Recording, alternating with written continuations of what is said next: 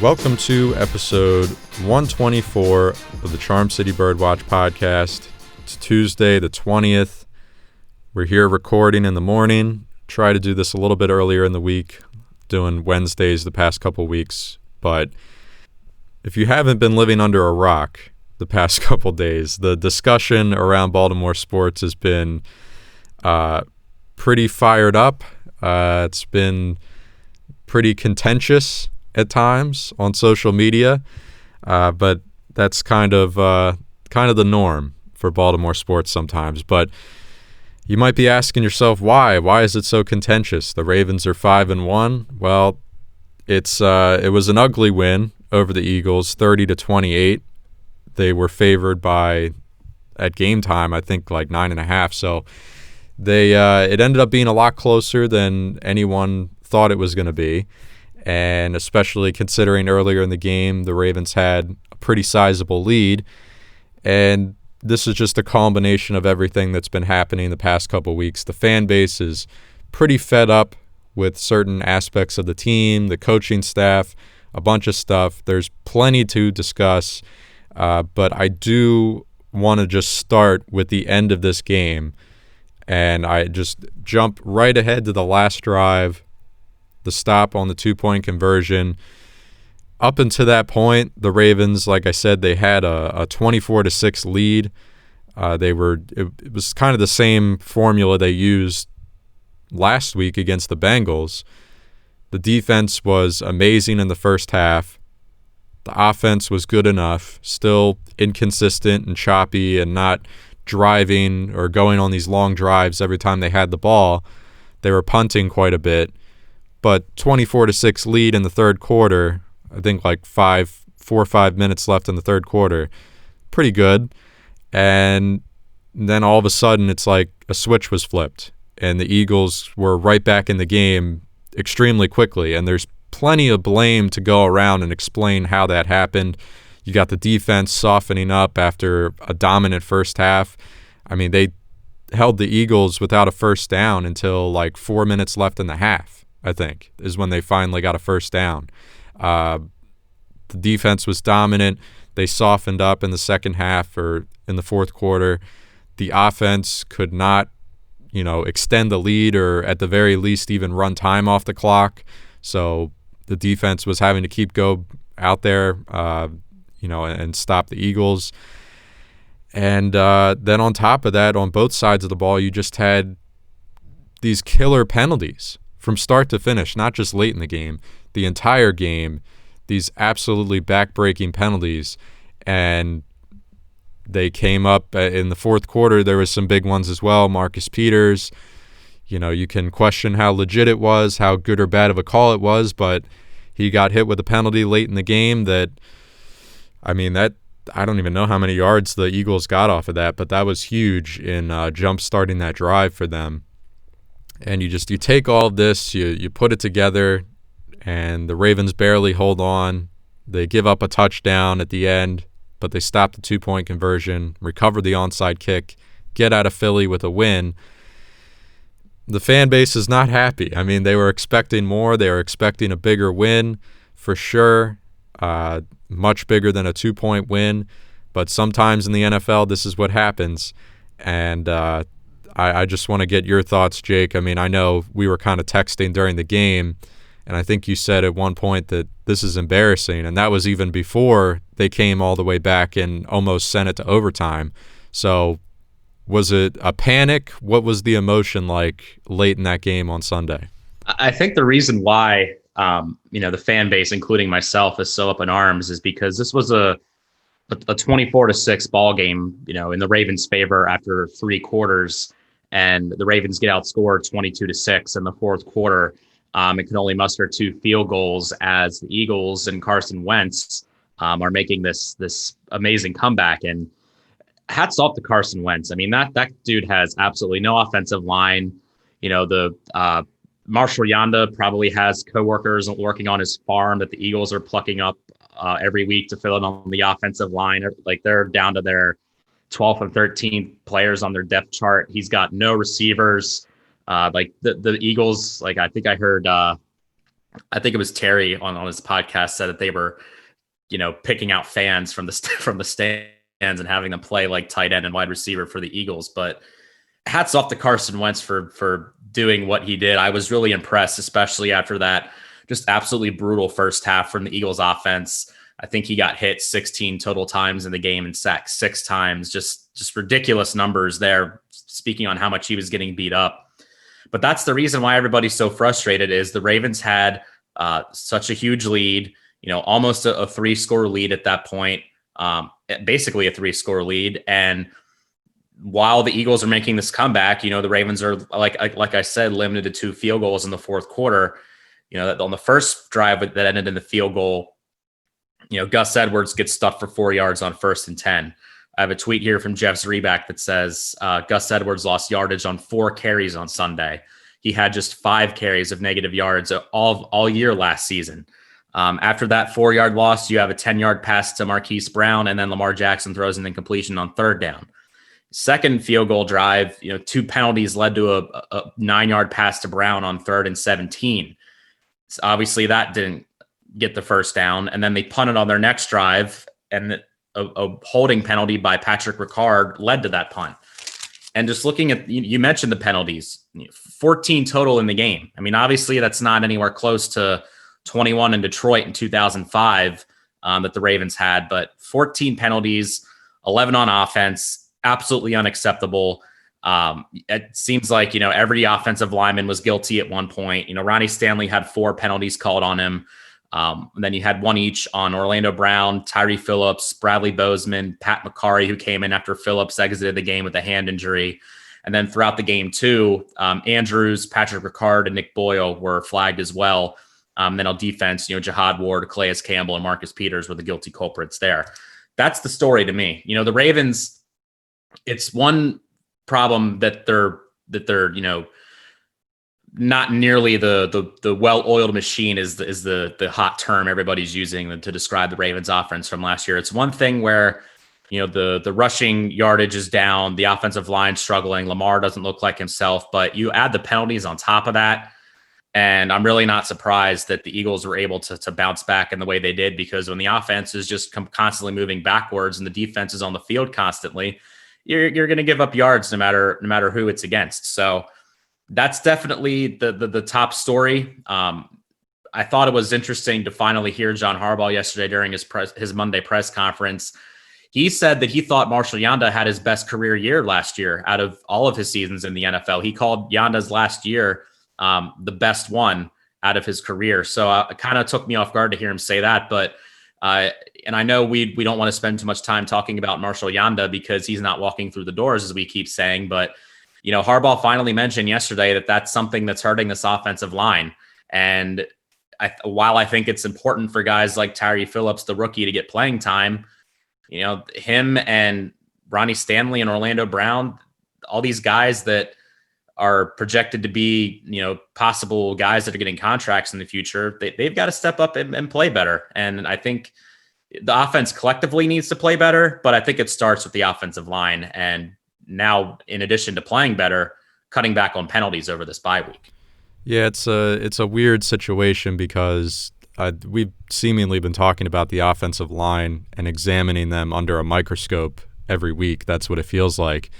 And in reality, even with our gripes with them up until this game, I will say, because the penalties, I'll get to that in a second. It's flat out unacceptable. Some of them are just completely ridiculous. But up until this point, I think we can all admit, if we take a step back and look at this offensive line as a whole and their performance overall, they've been pretty decent.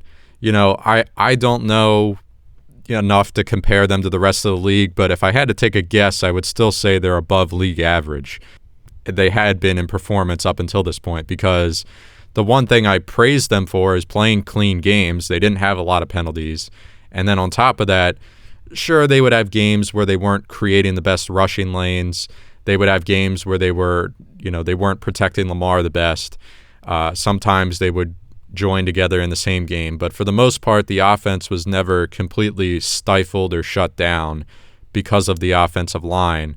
And I think you look around this league and look, we've seen it in the past with the Ravens. They have had some atrocious lines that just make an entire season so hard to watch. I'm trying to think of a year that comes to mind, but 2013, right after the Super Bowl year, did not have a good offensive line. Ray Rice had his worst season of his career running the ball, just could not get any rushing lanes created for a talented running back like Ray Rice at the time. And I think I would venture to guess Joe was on his back quite a bit that season. So, we've seen some bad offensive lines that can completely stifle an offense. This is not to that point. This week was different, but it was because of the penalties. It wasn't so much run blocking, pass protection. I think Lamar got sacked 3 times. Not great. You'd like to keep that down to 1 or 2 or none at all. And obviously the run game wasn't great outside of a couple big bursts. But you're right. It's all about the penalties here. And, you get up – some were on the defense. So you get up to the game total. What was it? What did you say, 16 or something? It was 14 total and 11 on offense. I double-checked that before we got started. Some of those might have been declined, but they were flagged 14 total times. Okay. So, yeah, 11 on offense, definitely – getting the bulk of those on offense. And I think it was almost every offensive lineman had a penalty flag thrown their way.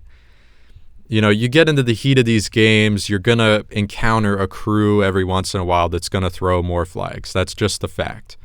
But when you're someone like Ronnie Stanley and you get flagged 3 to 4 times in the same game, that can't happen. It can't happen. For someone of Ronnie Stanley's caliber, who is regarded or supposed to be regarded as one of the best, if not the best, left tackle in the league, you can't be flagged that many times in the same game. As an entire unit, if you get into the heat of the moment, like I said, you encounter a certain crew, you're playing a tough game, you're going to hold. You're going to have a false start. It's just going to happen. That happens in the heat of the moment. It's acceptable every once in a while. When you stack them up together, it becomes bad. But what I have a really huge problem with is you got flagged twice in this game for illegal formation. Twice. Once is bad. You should not be flagged for illegal formation every week. That's something that pops up a handful of times throughout the season. Again, it's not, possible to completely cut it out. Guys make mistakes. Twice in the same game is unacceptable.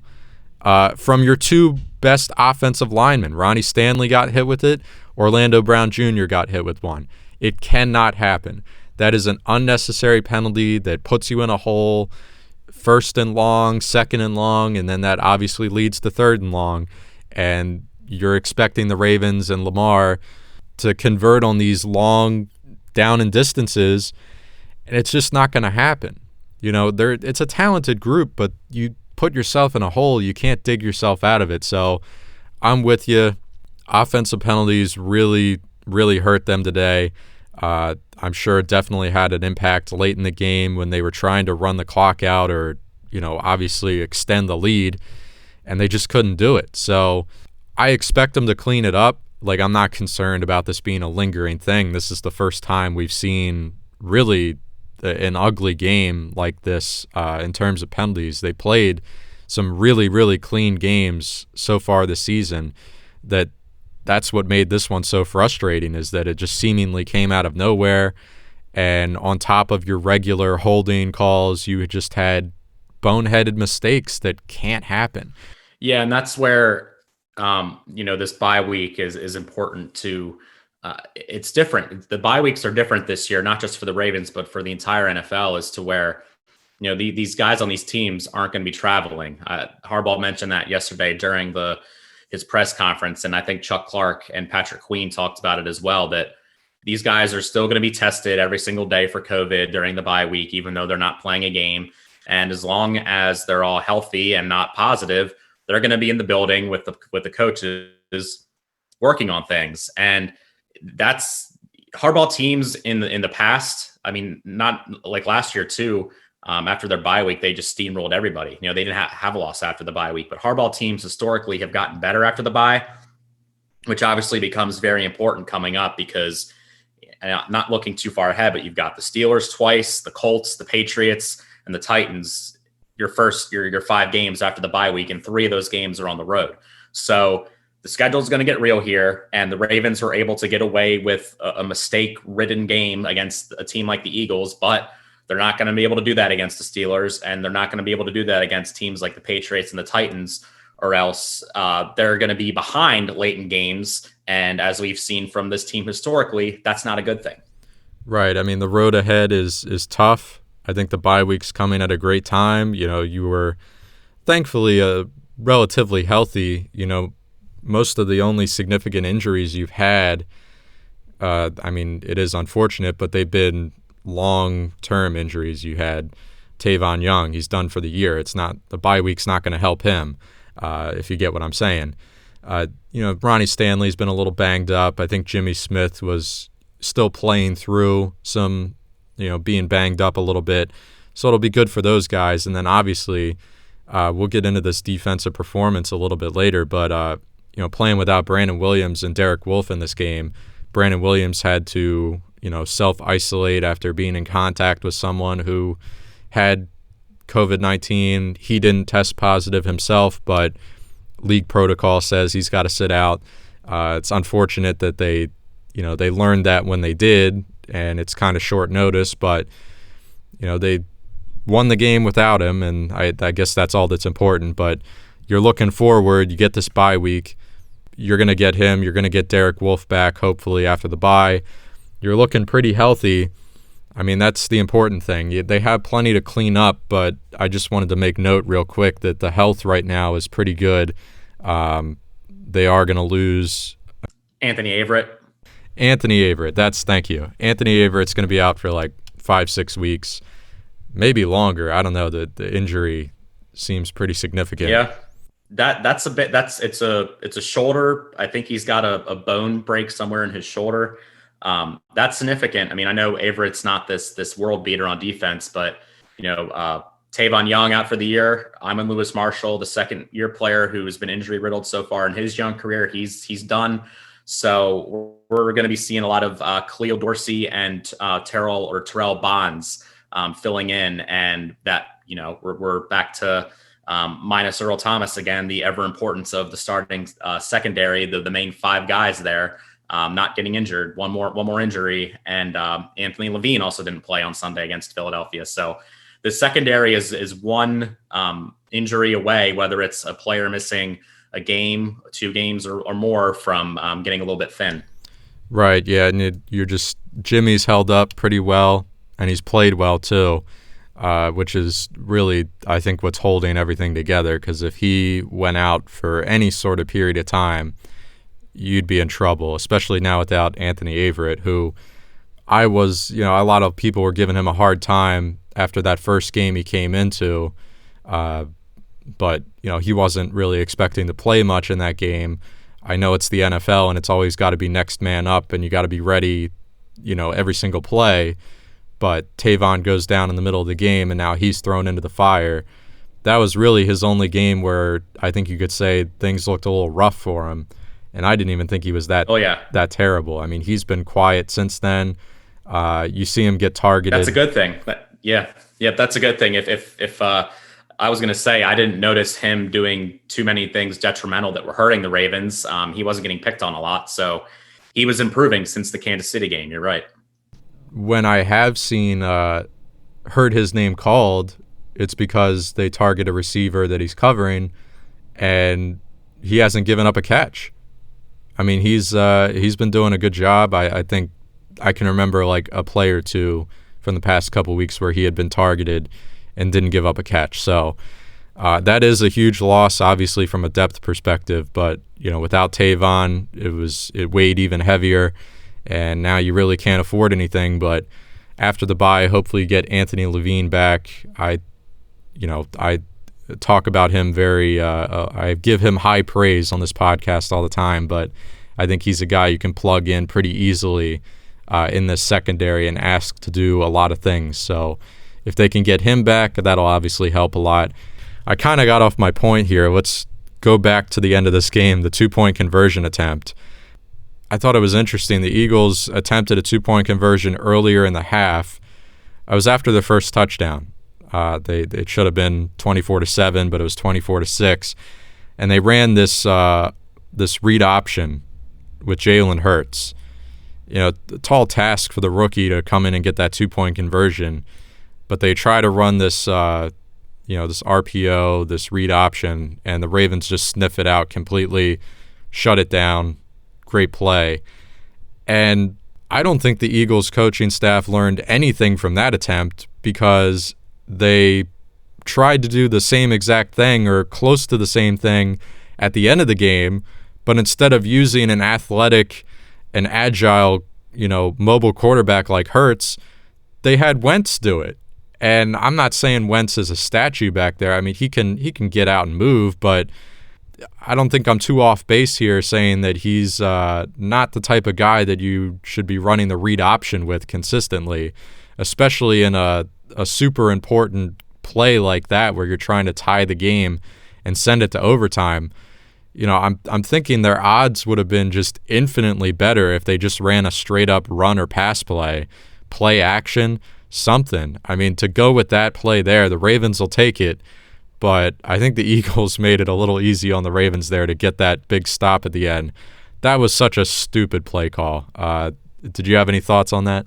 Yeah, I mean, I just thought it was ironic. I mean, that was definitely not the play call I would have gone with, and having Wentz run that too, just not a good choice. And we were mentioning like the last Ravens game that came down to it. The Eagles game that the Ravens played 4 years ago also came down to a 2-point conversion after what John Harbaugh even called from his own offensive coordinator, Marty Mornhinweg, the worst play call in the history, where Flacco threw the interception. So maybe the Eagles were just getting us back for that one. Yeah, and I thought it was funny. I texted you that after the game about the last time these teams played, and it came down to the same thing. The Carson Wentz was leading what could have been a game-winning drive. That was the thing. They didn't go for the tie. That's what was different. They could have kicked the field goal to tie and send it to overtime. They went for 2 to try to win it. And I remember being at that game, and we were me and my dad left our seats. We were expecting the game to be over. I know, always a foolish thing to do. But we're heading down, and we get down to the bottom level of the stadium, and the Eagles are driving. They got a chance to win this game. So we kind of like sneak back into the lower level and grab these 2 open seats. So that's not allowed. That's not allowed, Nolan. I know. How dare you? Come and get me. But that would not fly at Camden Yards. It ended up being one of the coolest moments I've had at a Ravens game, because we ended up sneaking down in the end zone level. We were right behind that end zone where the Eagles were driving and that play happened. We were right behind the defense. And I remember watching them drive down the field, and I still laugh about it. And they get down there, they're in the red zone, and the time's running out. And I looked to my dad and I said, well, I mean, the best they can do is tie the game and send it to overtime. And this lady was standing next to us, and she gave me the dirtiest look. She's like, what are you talking about? They might go for 2. And that's what they end up doing. And I was sweating. I thought I was going to get attacked by my fellow Ravens fans for saying something stupid. But I just remember watching that play, and we were right there behind the defense. Mosley got the tip. That was a great memory. But unnecessary sweating that one out. But had some flashbacks to that one here. And the Ravens got the play at the right time. Judon and I think Bowser was on it, and they shut that down completely. Came up with the play at the perfect time. That kind of leads me to the big topic of the week, or I don't know if this is the main talking point. I think the main talking point is the Ravens are not clicking on all cylinders on offense. I think that would be the main point of discussion. But I've seen this pop up too, and it could have been, heat of the moment frustration on Sunday, but I also saw this linger into Monday and also today, this discussion about, are the Ravens a good team or not? And I know that sounds ridiculous to some of you. I know it sounds ridiculous to me. I think it's a no-brainer. The Ravens are clearly a good team. I'm not going to argue otherwise. But I've seen write-ups, I've seen plenty of talk on social media saying that the Ravens are not a good team, that they're frauds, they're not good. And my point is, if the Ravens aren't a good team in your eyes, who is a good team? Seriously, is it, look around the AFC, is it Kansas City? The team that was favored by 14, I think, against the Raiders, and they lost? The team that looked uninspired against the Chargers and Patriots? I mean, they have the same record as the Ravens. If the Ravens aren't good, do you think Kansas City is? Is it the Bills, a team that got embarrassed against the Titans? Is it the Steelers, a team who's played a completely soft schedule but hasn't won by more than 10 points until this past week? I'm sorry. I just don't. I'm not taking any of that discussion seriously. If you think this team has flaws and you have concerns, I mean, hey, join the club. We all do. But to say that they're not a good team, even at this point in the season, it's absurd. If you want me to provide evidence as to why I think they are a good team, and you want me to look beyond just the 5-1 record, the fact that they've covered the spread in pretty much most of their wins this year. I think this Philly game was the first time they haven't covered in a win. They've won by just large margins of victory. Take a look at the end of this Philly game. The tide had completely turned. The momentum was completely in Philly's favor. They go down the field. It starts with that Marcus Peters pass interference, pick up all these yards on the final drive. They get into the red zone. They score. For the average team, panic would have set in there. And for the Ravens, you might have even said the same. I mean, they're so used to leading by a lot in all these games in the second half last year. They had some close ones, but they're not used to it against an inferior opponent like the Eagles. They could have panicked, and they could have broken down and given up that 2-point conversion and gone to overtime. And at that point, with the way the offense was playing and just the complete momentum that I'm talking about, they could have very well lost in overtime. So they made the play in the biggest moment is what I'm saying. And it doesn't excuse the way they played, but I'm going to pull out a cliche here, and I think it's important because all cliches have some truth to them. Good teams find ways to win in moments like that. They find ways to win in crunch time and the crucial moment. They find ways to make the big play. And the Ravens found a way to make the big play and win the game. So to me, they're a good team. We know they can blow out their opponents. But to me, this win said, if things break down and you don't play your best game and the opponent stages a comeback and makes things interesting, this defense can get the crucial stop, can get the game-winning stop. It's not on the offense to just blow out the opponent. The defense can get the crucial stop late in the game. Right. And the Ravens actually, I was kind of surprised that I feel like because there's just the way they've played, it seems like they've played like some more closer games than they have. But really, I mean, only 2 or 3 of their games have actually been close. And obviously the one against Kansas City wasn't close in a bad way. But the Ravens actually have the best point differential in the NFL, plus 75. Not the best record, but the best point differential. And I think they're a decent team. I'm not disagreeing. I definitely think they're a good team. They're 5-1 for a reason. They're beating the teams they're supposed to beat. But I do think there is also something to be said for, the last 3 games they've played have been against teams that have a combined 3 wins. So, they're beating bad teams, and I think they're a good team. Are they a great team? That I don't know yet, and I think we're going to have a better idea after the bye, once they play Pittsburgh, once they play Indianapolis and New England back-to-back road games, and they'll have to come back and play Tennessee. After that 4-game stretch there, and if you want to throw Pittsburgh in along with that too, a 5-game stretch, I think we'll have an idea of what this team really is. As I said earlier, with the competition getting real, definitely a good team, but I'm not ready to call them a great team yet until I see how they compete against some tougher opponents. And, week 1, they handled Cleveland. Obviously, Cleveland's proven to be an okay team. I'm not ready to throw them into the same category as the Ravens and the Steelers because both those teams blew them out. But, the Ravens they took care of business week 1, and ever since then, aside from Kansas City game aside, that's the one great team they faced, and it didn't go well. So the next great team they face, I would consider the Steelers to be a definitely a good team.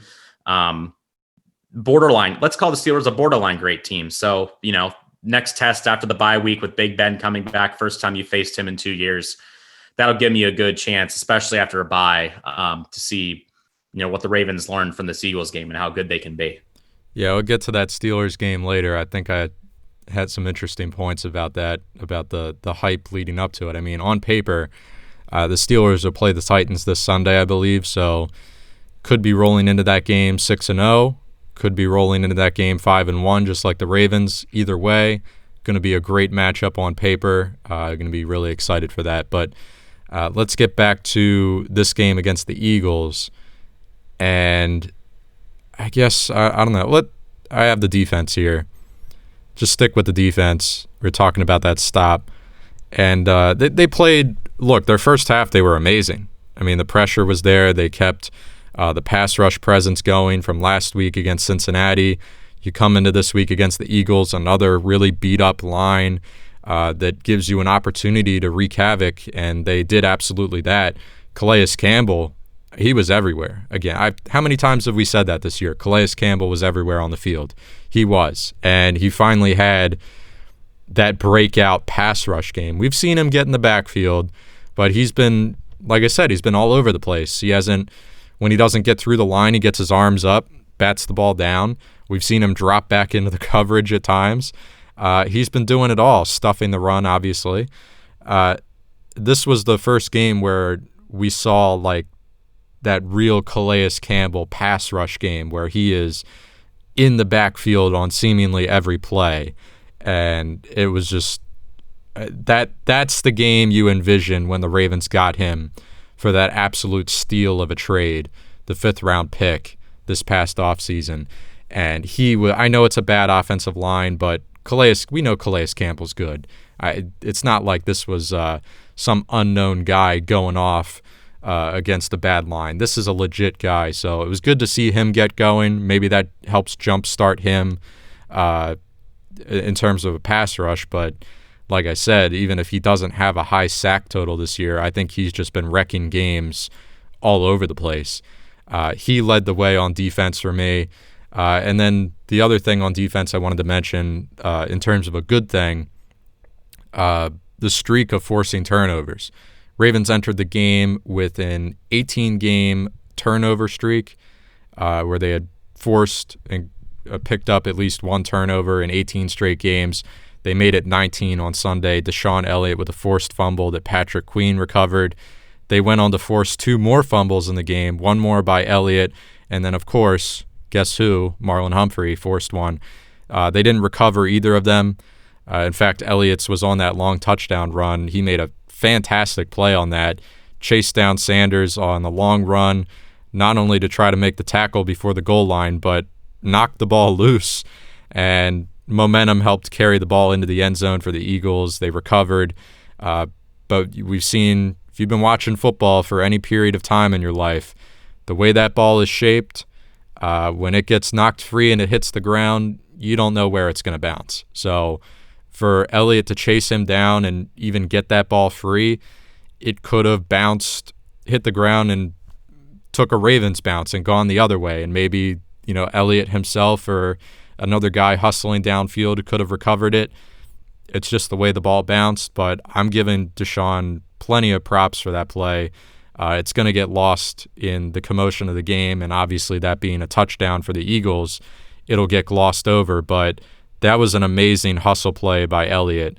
And like I said, you don't know where the ball is going to bounce. It could have easily gone the Ravens' way, and it would have been the main focal talking point of the game was Deshaun Elliott with 2 forced fumbles, but he had the one. I think the Ravens turned it into a touchdown. So pretty nice game for him. Humphrey, we'll talk about him. I neglected to mention it last week, but he's definitely in the Defensive Player of the Year conversation. I know we're probably a little biased, but I would have to think if he's not the guy so far, he's got to be at least top 3. in terms of a candidate for that award. But start with we'll just talk about Deshaun, talk about Marlon, and really just this defense's ability to force turnovers as a whole so far, 6 games into the season. Yeah, and I enjoyed the CBS crew, Ian Eagle and Evan Washburn, Charles Davis. That's a great crew right there. They did a feature on Charles Tillman talking to Marlon Humphrey, or talking about Marlon Humphrey, at least about his game, and Peanut Tillman being known to do something that Marlon Humphrey has proven to add into his game, which has made him just a great all-around player in terms of punching the ball out. And it really makes things tough on offenses, because already know that Humphrey is this all-star player who has forced a handful of fumbles already so far this season. But then you go ahead and throw it to Sean Elliott, and then he's doing the same thing.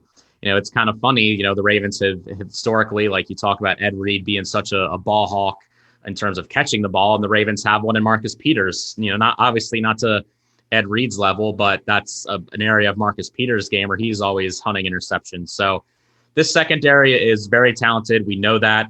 The pass rush, as we saw again, came alive against like I said, an offensive line that was down to like their 27th string guards and tackles of that nature.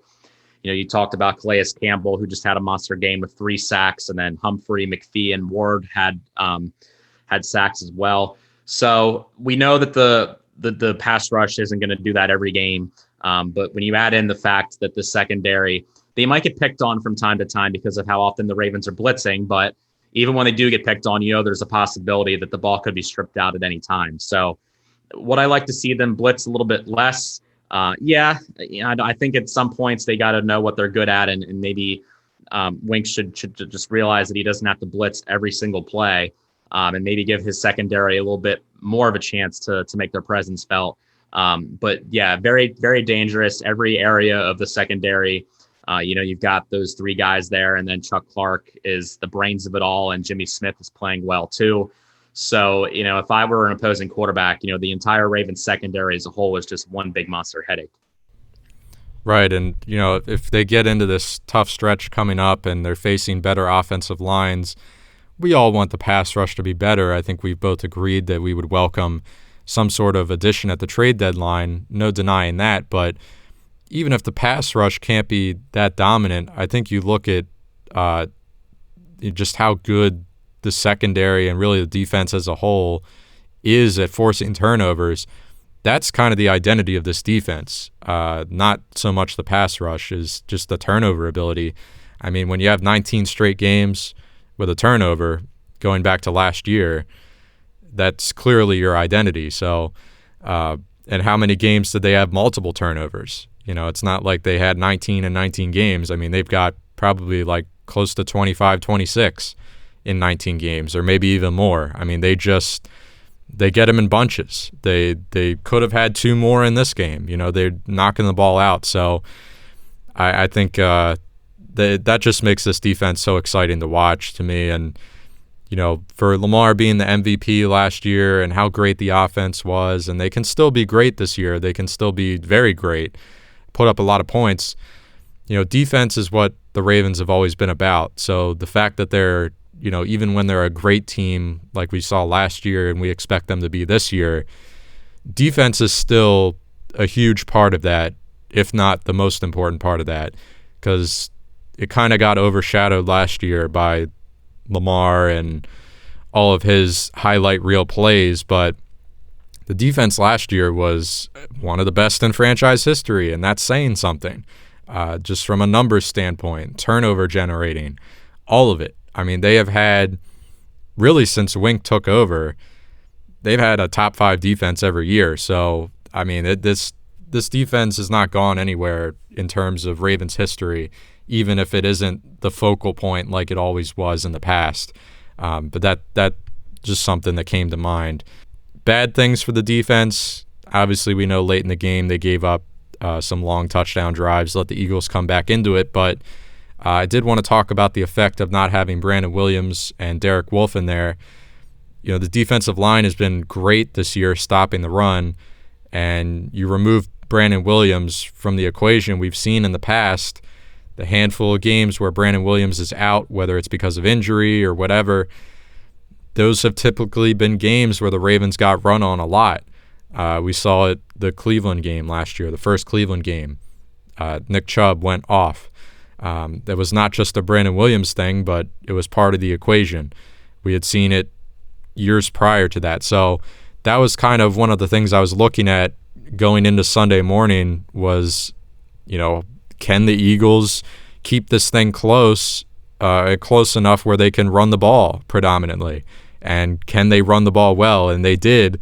The 74-yard touchdown run by Sanders, although he wasn't credited with the touchdown because of the fumble, but 74-yard run that resulted in a touchdown, that skews his yards per carry. But even if you get rid of that, he had 4.8 yards per carry. So a pretty good day for him all around. Hurts found some open space when he was given the handoffs. I think I would just chalk that up to the Ravens not really game planning for him to be involved too much, but he did find open space a couple times. And just as a whole, not their best day stopping the run, but when you don't have Brandon Williams and you don't have Derek Wolfe out there, I think these results, you'll live with them. It wasn't anything close to what we saw against the Browns last year. Really, any of the terrible performances of the past where we were talking about, man, this Ravens defense really needs to tighten up against the run. It wasn't that bad. And then obviously the Ravens were able to get big enough of a lead where the Eagles couldn't run the ball consistently. So I don't know what would have happened if it was closer, if that run offense for the Eagles would have, carried them to a victory. But the end result is a win for the Ravens. And like I said earlier, we expect to have Brandon Williams back. We expect to have Derek Wolfe back after the bye. That's going to get them back to where they were coming into this game. So I would imagine there's no concerns there for you in terms of the run defense. Not really. I mean, I expect both Williams and Derek Wolfe to be back, in addition to Tyree Phillips being back too after the bye. But I guess on another note too, which we hadn't touched on yet, Mark Ingram suffered a high ankle sprain during this game, and Harbaugh said that he expects him to play after the bye. But this is a high ankle sprain for a running back is pretty significant. And we saw Lamar carry the ball. Him and Dobbins both had 9 carries, which was the team high, with Jackson leading the way. So even if Ingram does suit up, last year too, when he got hurt, when he came back, wasn't 100%. I would be very cautious with that ankle injury for a running back. And if he's not 100%, I might even consider not playing him when you still have Dobbins, Edwards, and Jackson. That's obviously going to hurt against the Steelers defense that lost Devin Bush, by the way. But that I'm going to be keeping an eye and monitoring more so than Williams and Brandon Williams and Derek Wolfe, as you mentioned. My ears are going to be really peeled to hear what's happening with Mark Ingram as he recovers from his latest injury. Yeah, and that's a good transition to the offense and their struggles. And, the run game wasn't fantastic. It was okay. You had the big plays. Lamar's touchdown run was highlight reel material, the stuff that we saw in his MVP campaign last year. But outside of that, Edwards led the way. He led the team in rushing attempts, but averaged just 1.9. And you mentioned it earlier, 4 plays where he got dropped for a loss? That's terrible, and I think a lot of people have been clamoring for Edwards to get more touches, and I don't think anyone expected a game where he leads in carries, but he only averages 1.9. That just seems weird to me, but that's the end result. And if Ingram isn't 100%, you can still play him, but it obviously helps that you, compared to last year where you were like, well, now we're going to have to lean on Edwards almost exclusively. And I guess you had Justice Hill, but he wasn't super involved. At least this year you have J.K. Dobbins. So if this is what opens the door for Dobbins to get even more touches, then so be it. You look at this running back crew on paper, if any one of them were to miss time with an injury, you're not freaking out. It has an impact, but you've got 2 other guys that are capable of being starters in this league. Gus could be a starter with plenty of teams in this league, but he is a great change of pace back for the Ravens. So if Ingram isn't 100%, I think they'll be just fine. Let Edwards and Dobbins carry the load. They're both certainly capable of that. Dobbins is obviously just as capable as Ingram in terms of being a part of the pass game. So you're not losing that aspect of Ingram's game either. I think they'll be just fine, but it is something to keep an eye on, Ingram, that is. So just as a whole, the run game, not really firing in this game, and that's offensive line has something to do with that as well.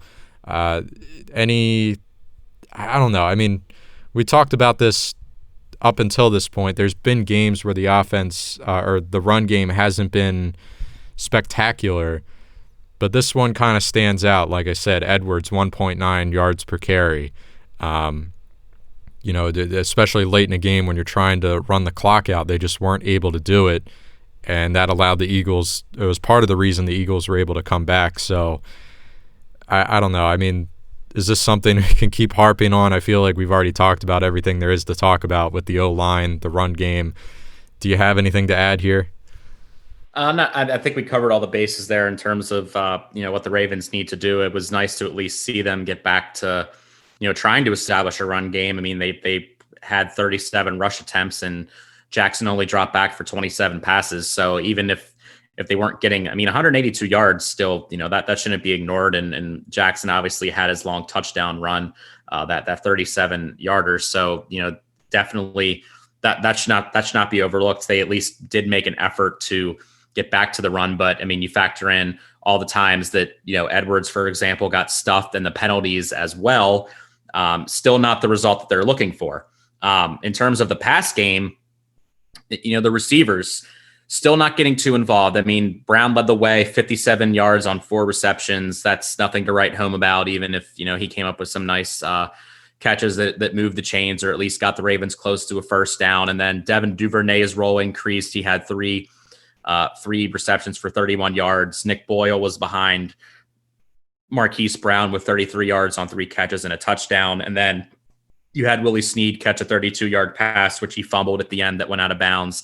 And Miles Boykin caught one ball for 11 yards. And again, noticing some communication issues between Miles Boykin and Lamar Jackson, who averaged just under 7 yards per completion on Sunday. And Harbaugh even mentioned yesterday that Boykin, the communication issues need to stop there. He said that Lamar's calling the plays out there, and Boykin is responsible to take in those messages and know what to do. So to hear Harbaugh kind of call Boykin out yesterday, kind of let me know where he stands, and not surprising to see Devin Duvernay kind of take another increased role in the offense, and I think that's going to continue as we keep going here.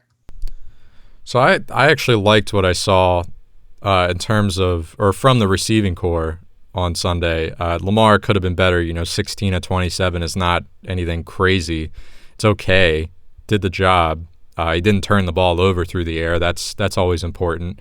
But and the run was electric, and the touchdown to Nick Boyle, the improvising on the fly, that was cool. That was great. But other than that, he wasn't crazy passing the ball. But I did like that they spread the ball around. What were we talking about just a week ago? They need to get more guys involved, and it's not so much about the receptions, it's about the targets for me. Marquise Brown targeted 6 times, Boyle 3, Snead 2, Duvernay 3, Andrews 4, Boykin 2, Dobbins 4. That's a good balance. That's what you would like to see. You'd like better results. Sure, Boykin to be on the same page as Jackson, and that's kind of the big thing moving forward, but they are spreading the ball around, and or Jackson is, and this is coming after some games where everyone was on their case about, you're just throwing to Marquise and Andrews every single play.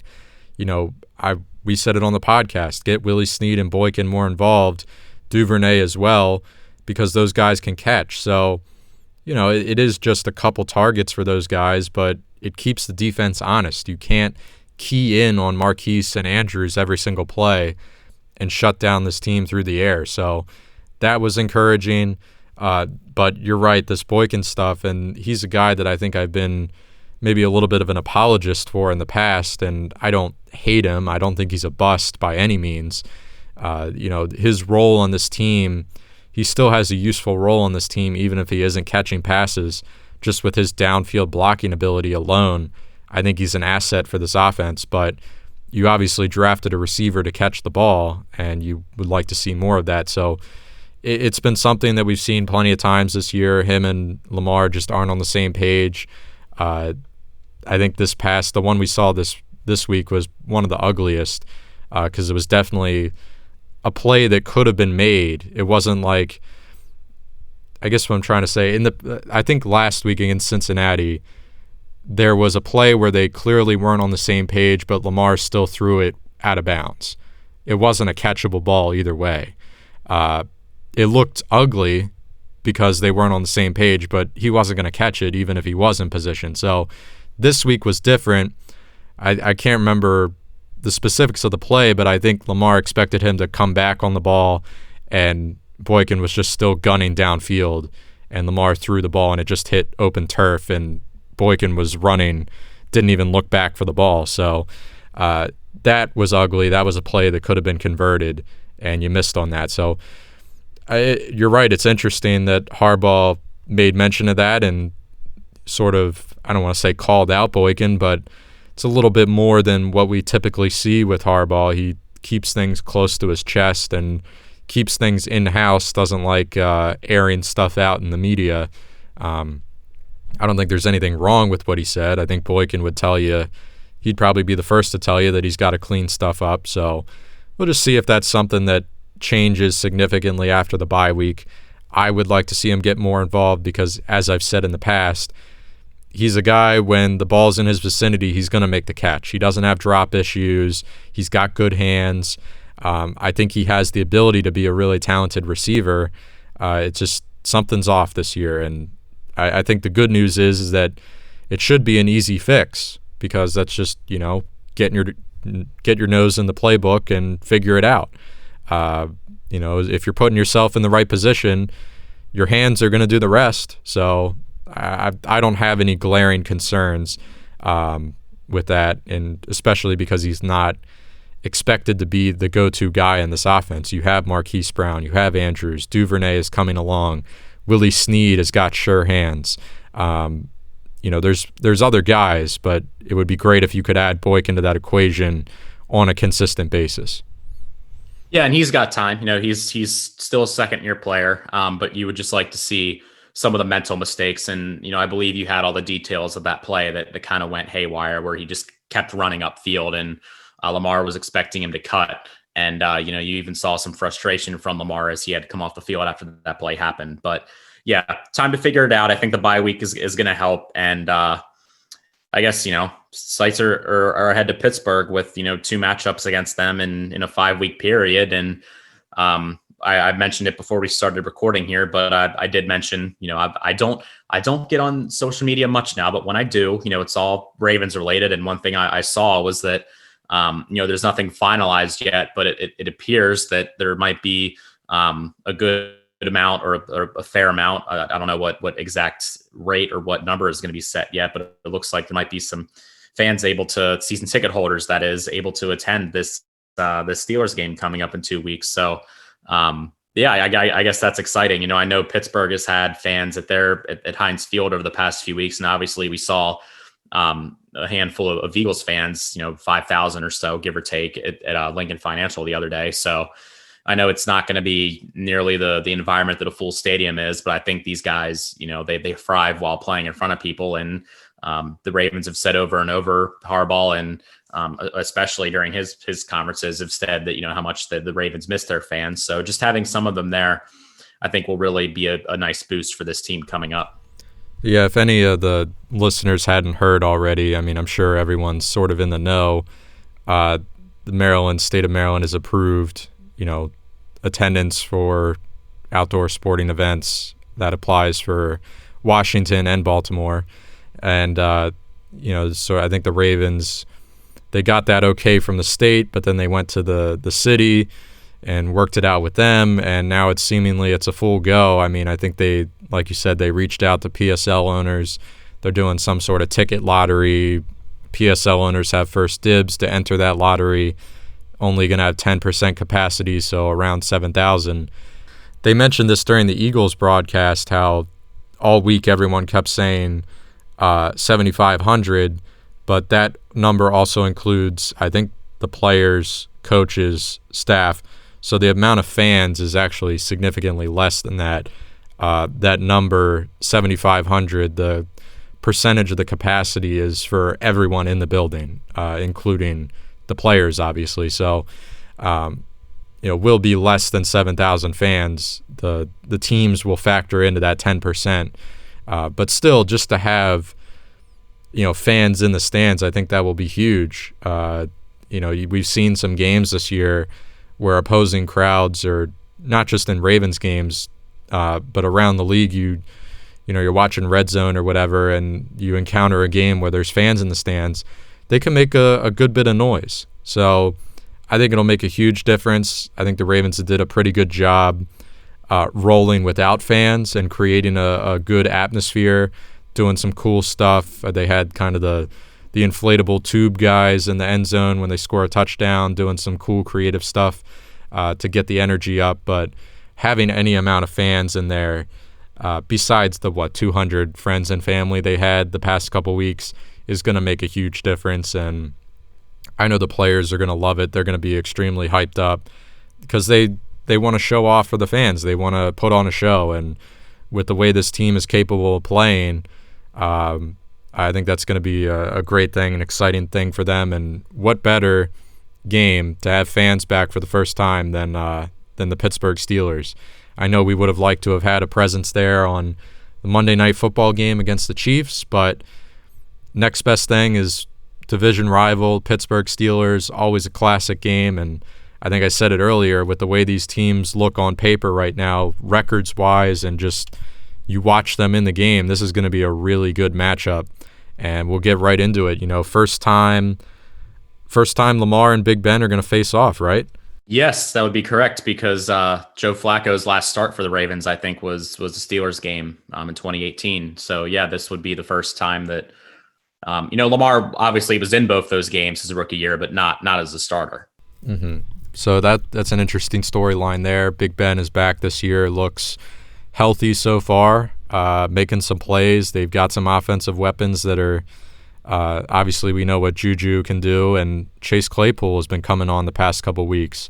Had that huge game in week 5, and then this past week had a rushing touchdown. So he's all over the place. He's something to look out for. And then we know what some of their other guys can do, and they got a pretty good offensive line to protect Big Ben as well. So they will present a lot of challenges, obviously. It's always going to be a slugfest when you face the Steelers.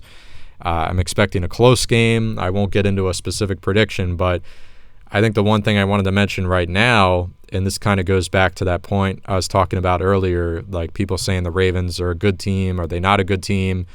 And all of the talking points on, sports talk radio, on social media, wherever, podcasts, wherever you consume Ravens content, everyone's going to be talking about the Steelers game. Oh man, the Ravens better clean things up. They're going to be in trouble if they don't fix this, they don't fix that. They got to cut out the penalties. They got to, Lamar's got to be better passing. They got to be better running the ball. They got to put together better drives. Whatever it is, what do you think Steelers fans are talking about? Not this week because they're playing this week, but what do you think Steelers fans are going to be talking about next week? Even if they beat the Titans, what do you think the discussion's going to be on Pittsburgh Talk Radio? It's going to be the same damn thing. Oh, man, we better fix this. We better fix that. The Ravens are too good. They're so much better than us. We're not going to stand a chance if we don't fix this, that, or the other thing. It's been that way forever. Whether one team is clearly leagues ahead of the other, whenever these two teams face each other, the mindset going into that week is, oh, man, we can't slouch on the Steelers, or, oh, man, we can't slouch on the Ravens. It's just funny to me that I obviously agree, like the Ravens need to clean things up. The Steelers fans are saying the same thing we are right now. They're not all high and mighty. They can't be. Up until this week, they hadn't beaten anybody by more than 10 points, and they've played some god-awful teams. they have their issues. The Devin Bush injury is obviously a huge factor for them as well. They've got just as many concerns as we do as Ravens fans. It's going to be a great game. Be excited. Be a little concerned. Obviously, it's normal. But like I said, even when one team is clearly better than the other, how many times have we seen a blowout in a Ravens-Steelers game? You can count on one hand the amount of times that's happened. So it's going to be a close game. I don't think you should be concerned about the Ravens getting blown out or getting run off the field, especially with it being a home game too. What would you prefer? Before we jump into, Roethlisberger versus Jackson, we don't know for sure if that's, they've got to survive the Titans game first. But I guess what would you prefer, from the Ravens standpoint to happen in the Steelers-Titans game this weekend? Would you prefer the Steelers to win and be 6-0 and be like, oh my God, they're undefeated coming into Baltimore? Or would you prefer them to, drop their first game of the season and then come into Baltimore pissed off and even more hungry for a win? What would be the better scenario for the Ravens in that case? Well, I think, like you said, it's pretty obvious there the way you laid it out. We want them to win, and because if they lose, you have the potential for the bounce back game against the division rival. But if they win, they go in 6-0. Not only are they due for a loss, but they're not a perfect team. They're very flawed. Every team is flawed, but the Steelers are not, the cream of the crop. They're not the gold standard in terms of this league. They're 5-0. Give them credit. They've won those games. They've beaten the teams they're supposed to, and they beat up on Cleveland. They're playing well. They're a good team, but they're not perfect. They're not unbeatable. And so I think in a lot of ways that would remind me of the New England game last year. That was even more hyped up being a Sunday Night Football game, but I remember leading up to that game, the weeks leading up to it, I wanted New England to be undefeated coming into that game. I think it not only made for a better storyline for Sunday Night Football and added to the excitement, but I knew it gave the Ravens a better shot of winning if New England's rolling in there 7-0, 8-0, whatever it was. They're due for a loss. Nobody's going to go 16-0. And if there's a team you're going to lose to, it's probably a tough opponent like the Ravens in Baltimore. You're playing in Baltimore. So if the Steelers roll in 6-0, I think I like the Ravens odds quite a bit. But no matter what the record is rolling in, I think I'm still going to take the Ravens in this game.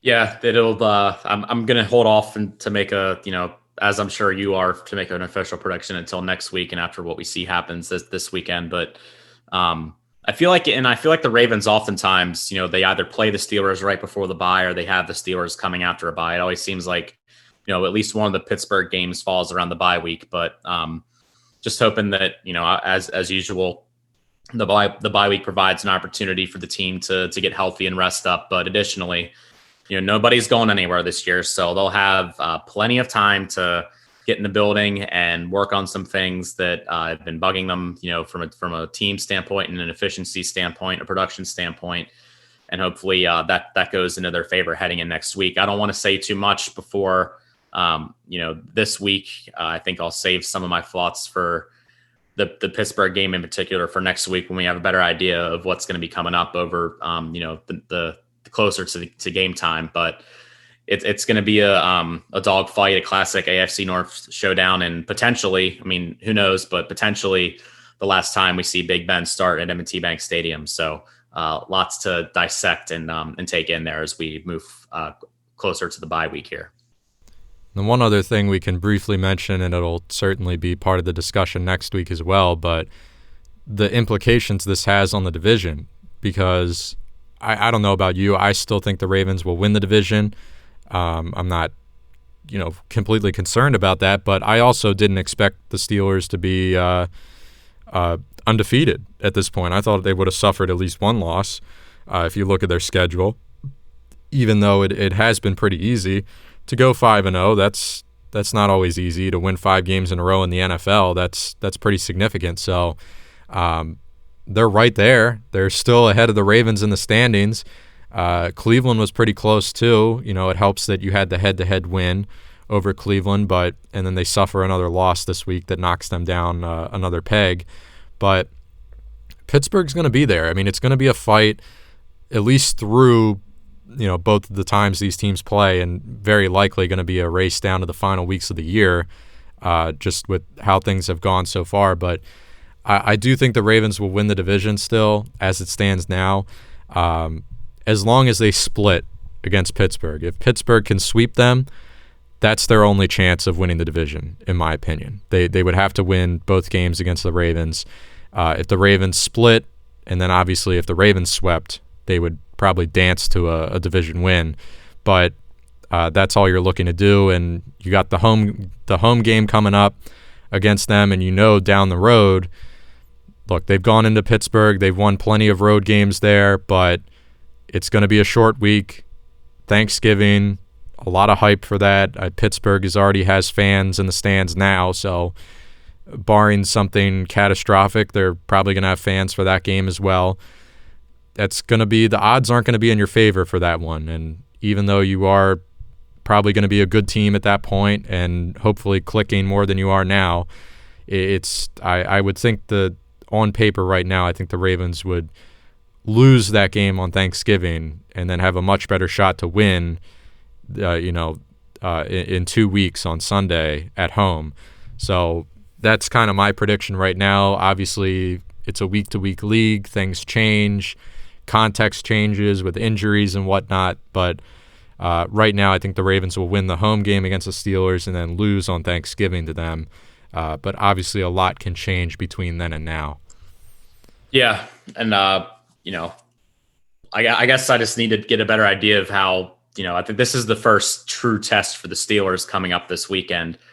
Hats off to them for, destroying Cleveland the way they did. But I think the one caveat to the Steelers is, yes, they are undefeated, but they really haven't had a true test against a legit team. And clearly the Titans, especially after coming back in the fashion that they did.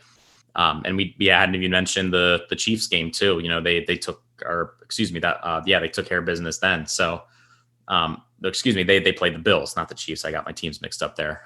But point being, this is the first true tough game on Pittsburgh's schedule. And I'm interested to see how that goes. And not only that, but it's on the road. This was supposed to be a week 4 game. So the Steelers have had 4 straight home games with a week off thrown in there. Their bye week 4. So the only time they've been on the road so far this year was in New York. And I mean, why, they handled the Giants to open the season. So we'll see if they can continue what they've been doing, not only against a hot team in the Titans, but on the road as well. So I'm hesitant to say too much, like I said before, until I see what happens on Sunday. But I'm excited to watch this Pittsburgh and Tennessee game on Sunday, as I'm sure a lot of Ravens fans are. I think it's going to give us a true idea of what we're going to be in for, not just next week, but the Titans are going to be coming up in a few short weeks as well. All right. I guess we can wrap it up here, but I did see this one thing in my notes that I think we should go back to because I neglected it, but it'll be a little awkward to end on, but I do want to mention it. Lamar Jackson throwing the ball, a lot of sidearm throwing, and I've been seeing a lot of people complaining about this, and I'm with them. And this can be part of a greater discussion about Lamar's mechanics and just what he's doing this year as a whole. I'll start by saying he doesn't have to be the MVP every year. He's not going to be the MVP every year. Oddly enough, if you compare where he is this year versus, week 6 last year, the numbers are pretty similar. Outside of that game where he threw 5 touchdowns against the Dolphins, he had some rough games. The offense was actually really rough before the bye last year. He had an ugly game against Pittsburgh. He turned the ball over a couple times. One of those interceptions was bogus, but won't keep harping on that. That's history, and the Ravens won the game, so no harm, no foul. But the numbers are pretty similar, so I'm not freaking out. I'm not, obviously we know what he can be, and I think there's plenty of time for him to get back to or close to being that MVP that he was. And we'll see if that truly does happen. But so far this year, I think the mechanics have been a little shaky. He gets in a groove, a bad groove that is on Sunday, where early in the game, the defenders get in his face and he has to throw it sidearmed, and maybe he completes a pass, And then from that point on, it's almost like he's got a bad habit and he just can't shake it. And he's throwing passes where he's got no pressure. He's throwing them sidearmed for no reason. And you might be able to convert those every once in a while and throw a pretty good spiral sidearmed. We've seen it happen. But you shouldn't be throwing the ball every single time like that. And it probably wasn't every play, but it seemed like it. And it was definitely on plays where he didn't need to. And I think that's my biggest gripe, is that he was in a bad habit. It was unnecessary. Definitely contributed to, the final numbers that he had, 16 of 27. I'd like to see him clean that up. And as a whole, I mean, this is just the whole thing with Lamar. I know we can't complain too much because he's still a good quarterback, but I'd like to see him, when he rolls out of the pocket, just take off every once in a while. Don't even look downfield. Just go. That was something he did as a rookie. It was something he did a lot last year. And I know anytime you can avoid him taking a hit, you'll do it. But he rolls out and he looks downfield, and that's fine to do every once in a while. You want to roll out with a play action and take a shot downfield because the defense is hopefully biting and coming up on Lamar to try to stop him.